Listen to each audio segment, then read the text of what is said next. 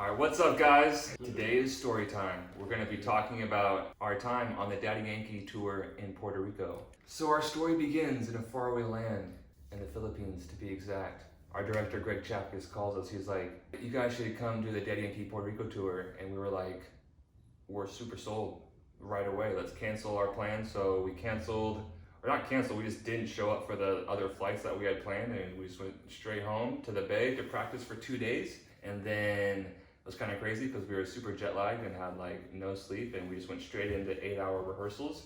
With a 12-hour time difference. Yeah, so completely. After a couple rehearsals in the Bay, we flew to Miami to practice for another week. While we were in Miami, we didn't have time to do much else besides dance and sleep, but Greg slipped in an actual job in there. We did a TV show called Reina de la Canción. So it's a singing competition that Daddy Yankee was judging on, and then at the end, the finale, he performed one of his songs, so he called up us and, well, Chapkus, and then we were like, So after Miami, we flew to Puerto Rico in the old San Juan, which is the northern part of Puerto Rico. So there in Puerto Rico, we only had 3 days of rehearsal to get ready for the show. And this is kind of when we started to really get to know the other people on the tour. So basically, the dancers for the tour, it was half Chapkus dance and half of the original DY cast. So this is kind of when we were all starting to get to know each other, watch each other's pieces, and kind of vibe out like that. Yeah, it was a lot of fun. We got really close really fast because it was a very high pressure situation. We were dancing 8-10-hour days of rehearsal, learning new pieces every day. It was very stressful, but a lot of fun. The people that we met were just absolutely amazing and made the experience awesome. Shout out all of our homies. Shout out my homies. Yeah. So finally, after all this rehearsing, we finally get to our first show, and we are absolutely terrified, right? So this is our, and most of Chapkus's, first time ever being on a tour or a show of this caliber. Yeah. We were freaking out. Yeah. We did not know what was gonna happen. We didn't know if we were gonna forget, if we were gonna go on autopilot, if we were gonna love it or hate it, or if things were gonna go wrong. For me, I kind of just hit like autopilot. Like first show, I was just like, whoa. I just hopped on stage in front of 30,000 people. It was at the Choli, which they call the Choliseo. It's like a big coliseum in Puerto Rico and San Juan that is like the biggest one in Puerto Rico. So yeah, this Coliseum is absolutely ginormous. It holds 30,000 people, and the shows are completely sold out. So we get up there on stage next to Daddy Yankee, and we're like, yo, this is crazy. There's just like the energy in the room. It was like 30,000 Puerto Ricans, super hyped. Yeah. Just ready to dance, ready to listen to music. All on their feet. Yeah, they know every song, so you're looking out at the crowd side stage, and everyone's just like singing every song, just singing along, and you're just like, wow, there's all ages too, like kids, teens, moms, grandparents, just everyone there, just like, they're there for the DY, man. Daddy Yankee would say between some of the songs, he's like, it feels like a nightclub in here because it's just so crazy. Yeah, it was so live. It was so much fun. So another reason why we were so nervous is because this was basically like history in Puerto Rico.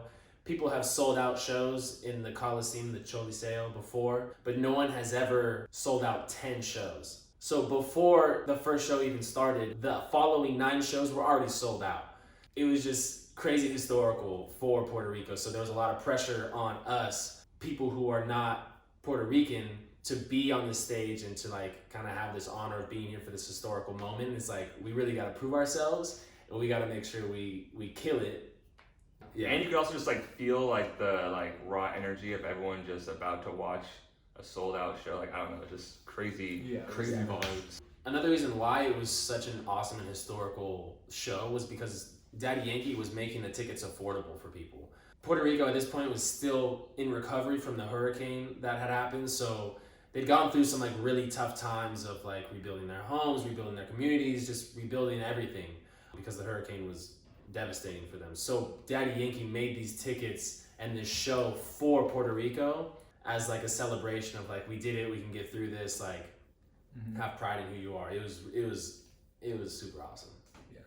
So the first show was absolutely insane. Kind of like I said, I kind of went on autopilot personally. Everything started going good for us. We kind of hit all of our marks, and it felt good. By the end of the day, we knew where we wanted to improve, what things went wrong, what things could do better, but there was no like huge catastrophic oh my gosh, the show was ruined because of us, So it felt really good to kind of get that out of the way, get the first show under the belt, and get ready for the next 9. But yeah, the show went super well. The whole show was super amazing. One of my favorite sections of the show was the trumpet section. We had a blast during that part. It was always so much fun. It was crazy getting ready for it. It used to be done by the dancers that were from Puerto Rico. It's like a trumpet section. It's like really super cultural. And so the people that originally did it, they needed to do a quick change for the next piece. So they had me, Gage, and Rab take the 3 trumpet player spots. And it's like only 3 trumpet players on stage with Daddy Yankee playing trumpets and doing like a salsa step. And we've never done a salsa step like that before. So they're teaching it to us in Miami, and they're like, okay, you pick the 3 most awkward lumberjack white dudes on the team to do the salsa step alone with Daddy Yankee.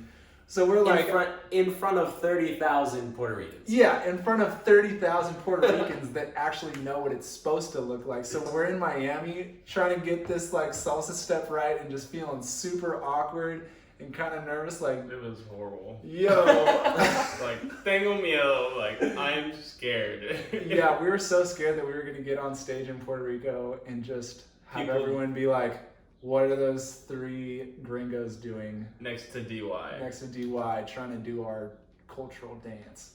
But yeah, so we were super nervous, but we pulled it off. Jonah helped us a lot working with that Jonah. move. So yeah, that move was kind of difficult for us, but Jonah believed in us and he was like, hey, you just gotta add the sauce and the flavor and the soul. Just lean forward, basically, is what that means. And lean forward. Yeah, so he showed us the ways, he taught us right, and by the first show, I was super nervous for that part. We were on the side of the stage with our trumpets just like drilling that part. drilling it, and it looks like a super easy part, but I was just like...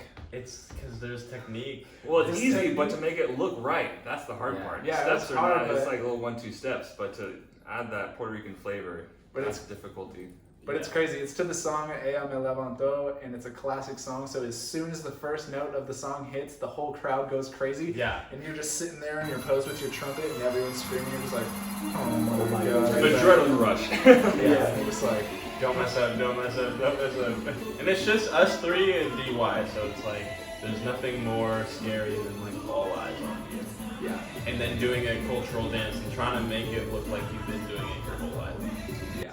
You're probably wondering though what I was doing while they were freaking out with their trumpet. I also had a trumpet part. Well, I'm not sure if it's the correct term, but the trombone is the one with the squiggy That thing. wah It's the thing. trombone. Fun Anyways. fact, our dad played the trombone in high school. So he was a boner.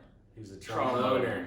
Anyways, so they're like actually on the stage, and I'm behind this like kind of like see-through LED light wall with a couple other chapters, like members with like 2 trumpets and then 2 like trombones, and so we're like acting like a band, and they had like switched up our choreo like once or twice. So the day of the show, they had switched it that day, and I mean I wasn't freaking out as much because they took it from like a really not like complicated, but like part of what they were doing plus some other stuff. It was hard for me to like remember it all. And they like finally just put down like, okay, just hit angles and trumpets. So I was good. I was like a lot what? less stressed for 2 songs. For like 6 minutes So I was straight. up there like, Doing that oblique workout. Yeah, so it was just a stressful piece for everyone. Well, I thought it was gonna be stressful, but then it turned out to be easy, and they got to stress out. So It was fun though. Another aspect of the show that made it so dope is that Daddy Yankee brought in so many of the dopest artists from the Latin culture. So he brought in like Wisin y Yandel, Ozuna, Bad Bunny, Lunai, and even more. It was crazy. And one of the craziest parts was Anuel. He was only in like one part of the show and like it was just this one song, and he was brought in super like secretive and like left also super secretive. And when Anuel came out to perform China with Ozuna and Daddy Yankee, like the crowd went absolutely insane. It was like the loudest I've heard the crowd, like out of all the artists that came out.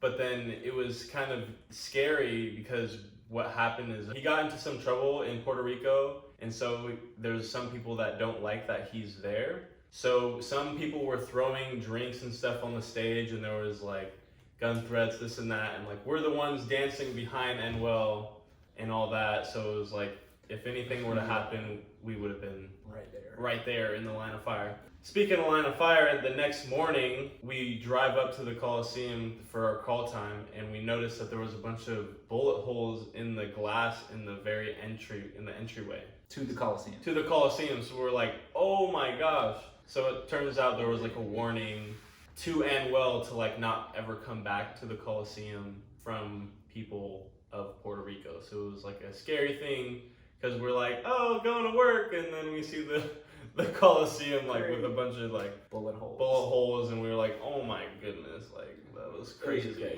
Like, We're like, just relax. He's not gonna be here tonight, so.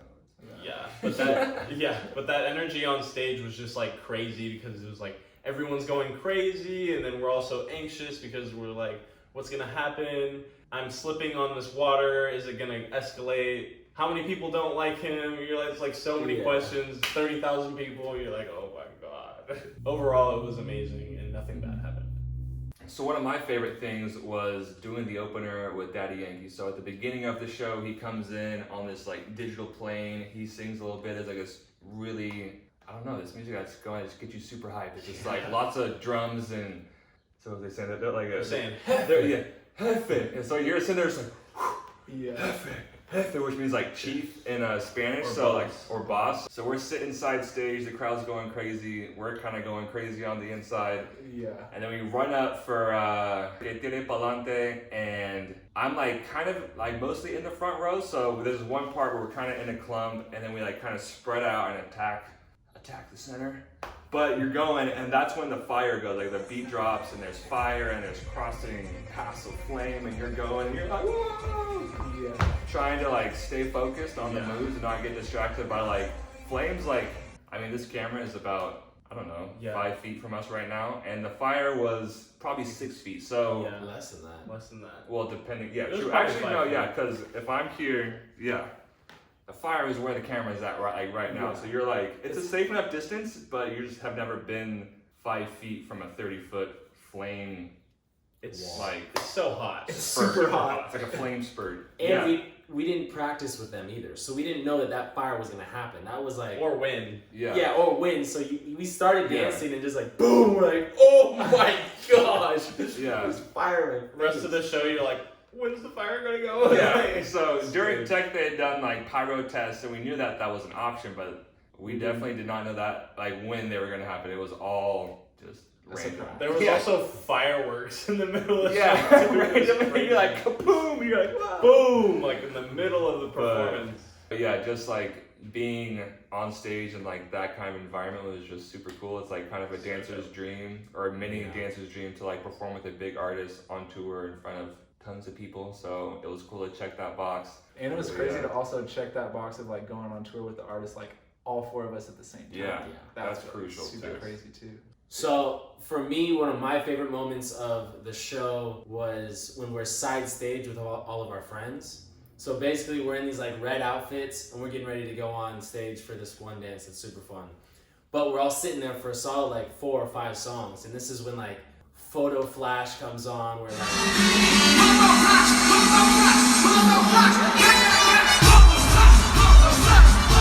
so it's like our whole team on the side of the stage is like, photo flash, just like dancing, And then like the whole audience like pulls out their phone, like he tells them in Spanish, like put your light on your phone. And so the whole crowd has their light out going photo flash. And so like from our perspective, it's crazy because they're just like, we're surrounded by lights, partying with our friends. yeah. It's literally just a sea of lights in front of us. It was so tight. So we're sitting there and just literally getting hyped up and just like partying with all of our like friends and like dancer teammates. It was absolutely insane. It was so much fun. Never forgetting date. Yeah, that was super fun. Okay, so every night to wrap up the show, they would end with an encore of Gasolina. We weren't in that piece, so we would just be on the side of the stage, just getting super hype, singing the song, tons of fire, people going crazy. End of the night. End of the night, and it's always just so much fun to sing that song. It just would get us so pumped with energy. It was a great way to just like end a show and end a night. We're just like, sweet in the bag. Like, that's a pretty freaking sweet like encore finisher song. Just Yeah. like, well, because like sometimes he would just go right into it, and sometimes he would kind of like end, and like people would start to be walking up the like aisles to leave, and then hear and then like you can see people like going up the aisles and be like, and then like run back down to their seats, and they were just like, oh my "It's God, over." Gasolina! No. Yeah, if you don't know, Gasolina is like a crazy mega hit. If you don't know it, go listen to it right after this YouTube video. You won't be disappointed. So the show ends, it's super fun, and that's pretty much the routine. We end the show, we go back to the hotel, change, get dressed, Shower. go out and party all night, sleep, wake up, go back to the venue, sleep all day until the show starts again. Sleep all day at the venue. Like Sleep all day at the venue. Literally in our dressing rooms. Just like so pooped out from partying with all of our teammates and all of our friends the night before that we're like, okay, well, we know we have this time before the show. We got at least 5-6 hours before we got to be ready. Might as well stay up all night and sleep on the couch or the floor. We would go to bed at sunrise almost yeah. every night. It was crazy. Yeah. Honestly, we were living a very intense lifestyle. It was like intensely physical, where we were dancing super hard and getting exhausted. Intensely stimulating, where we're like, wow, like all these people are here watching us, all this stuff, and then we go out And intensely party. What was also crazy is that, so we're dancing in the show, and then we get done, then we go party and dance even more. Like for probably longer. Yeah. The other show's like 2 hours, but then we go party for 4, where we're just like partying, dancing in the clubs, like. Tell them what kind of dancing. Oh, we were Perreo. doing that perreo. Perreo. And we were not pereoing solo. No. We were pereoing in pencil. Yeah. In Puerto Rico, nobody's really just like, at least when we were going out and with our group of friends, no one's just like against the wall, just like kind of shy and bored. It's like, no, everyone's dancing and everyone's having a good time. Everybody's dancing with everybody and everyone's having a good time. It was awesome. It's kind of funny because like we'd show up to like the bar, and like sometimes there was like a spot to dance, sometimes there wasn't, but we were walking to this one bar, and I was kind of at the back of the group, so I could see everyone kind of go down into this little like space. You know, it was like a great space for like 10 to 15 people, but there was a bar on the side with like 5 or 6 people just chilling, like no one's like dancing down there. We come in, super freaking lit, everyone starts dancing, and like me in the back, I can see the people at the bar being like, and then talking to each other like, yo, what's going on? Like, what the heck? Because like we're legit like 15 people deep in our group, so we come in. Professional dancers. Yeah, everyone coming just through. lit, just like going in, and so everyone's like, Feel like oh, the party's here. yo, it got lit in literally 15 seconds. Yeah. How does that happen? No time at all. Like they were like, I turned around to get a drink, and I turned around. It's a massive party. Like Yeah, imagine you turn to your friend, yo, we should leave, and then turn around, oh wait, never mind. maybe we should wait a little longer. So yeah, it was just cool to go out with a huge group of dancers and just have the time of your life every freaking night. A funny moment from the partying section of the experience was we would party all night, and then it'd be close to sunrise, go back to the hotel, and then I'm just like, oh my gosh, I'm so tired. I need to get some sleep before the show tomorrow. So I'm finally back at the hotel. I'm like, yes, I can't wait to just lay in my bed and just go straight to sleep. So I open the door to my hotel room, walk in, and what do I find in my bed? This. This is what I find in my bed. It's our good friend Edwin, who I guess Rab had told him he could stay at our place, in our hotel that night. Here's Edwin just covered in pistachios in the center of my bed. Knocked out In his underwear, and I was just like, I just started laughing. I was like, I can't even be mad because like, look at this. He's just like covered in pistachios. There's one like, there's just an open shell. There's a closed shell here. Like, it was crazy. So It's like a murder scene. You're like, it looked like what happened? In his phone somewhere. It did look like a murder scene. He was just like, he just got murdered by the pistachios. So like, I don't even know. I just like grabbed I don't think I even dusted him off. I think I just like, he was in the center of the bed, but I just like hopped in bed and kind of just like, moved him over a little bit, and I just like went to sleep. I was like, you know what? He's not really gonna wake up that easily, so. He's probably really tired if he fell asleep like that, so he's not coming back. So all this partying and dancing and not sleeping the best took a big toll on us. And so on top of that, they added 3 more shows because the show was doing so good. But luckily, they had chiropractors there for the dancers. So that really saved us. Yeah. And it's not even, we don't even have the worst part. The DY dancers from Puerto Rico and Miami, they have 20 numbers and we have 10. So they dance like twice as much. So in turn, they probably hurt twice as much. Yeah. So we were like struggling body-wise, but like I can't imagine the DY dancers, so hats off to them. Yes. Yeah. But I don't know Awesome about that. champs. Regardless, those chiropractors were super needed. Sometimes people don't realize how the talent needs their body to be recovered in the proper way. Tuned in. And some people don't hire chiropractors for their dancers, and in turn, their shows don't go as well. So if you're watching this and you're hiring dancers, hire chiropractors as well, because it'll make for a way better show or shows. Plural. And if you're not convinced by that, we performed better because of them. And some people got hurt, but were able to get back out there really quickly because of the chiropractors. So in the long run, it made the show run super smooth. Yeah. Yes. Shout out to DY for taking care of us. Yeah, and shout out to the chiropractors. We're gonna put their apps in here. So if you're in Puerto Rico and you want to get some like neck adjustments and stuff, If you want to snap, crackle, pop like some Rice Krispies, hit them up. yeah. And it wasn't just chiropractors either. It was also like a full team of like physical therapists. Like they stretched us. They would like massage us with massage guns. Yeah, They really took care of They us. would warm us up before the show would start. So like 5 or 10 minutes before we would go on, they'd do this like ballistic stretching so we don't get tired with like static stretches. So they knew their stuff.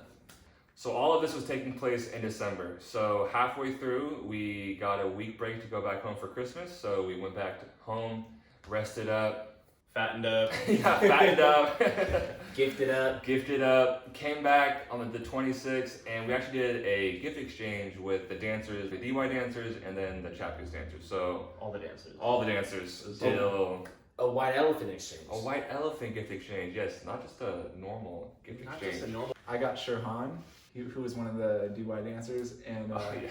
I surprised him with not only a gift but a lightsaber duel.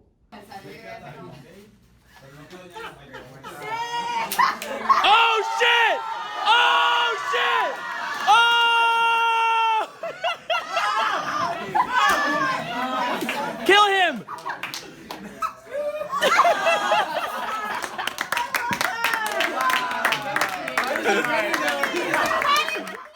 Another cool thing about the show was because it was Christmas time, Puerto Rico has like a different Christmas season / way of doing things than the rest of the world in general. Yeah. So It's more lit. yeah, it's more lit. And it's also way longer. Yeah. So I'm not sure when it starts, but Christmas doesn't end until like January, like mid-January or February. We'll look up and put Mid-January. exact- Mid-January. No, I'm like serious. No, it's Yeah, they, It's okay, a so celebration. basically they have Go a straight to long, Paranda.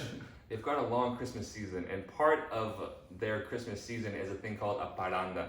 So basically, it's like caroling, except way more lit. So you go door to door, and you sing to the people, and if you want to join in, you invite them into your home, you give them drinks, food, you guys party, and then you go to the next house, like you join them. And so it starts with a group, and they slowly add more and more people as they go around town. So eventually it becomes this like huge, like mass of caroling Puerto Ricans where they're playing like drums and music. We'll put clips in because they actually did a paranda at the end of the show and it would come through the hall and everyone's having a good time. It was honestly like super It was awesome. crazy. I was like, why have I never known about this? Like It's this so is cool. amazing. So it was cool to like witness that and join in actually and like jump around and party and like yeah, it was just a cool aspect of their Christmas culture.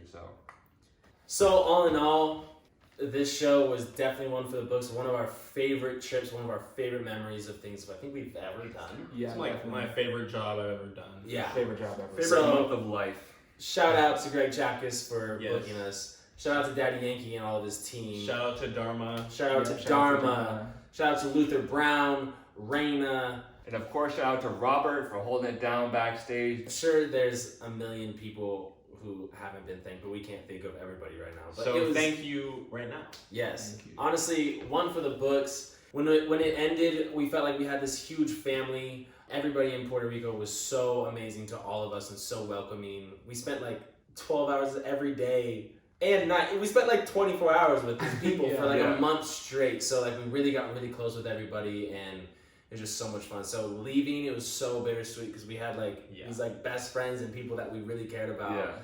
And we just had to go back to California and, you know, back to normal life. But yeah, definitely not the last time we'll see all those people and all those new friends. We've already seen them since this tour. Yeah. Well, yeah. Some not all, but yeah, most of them. we've seen that, man.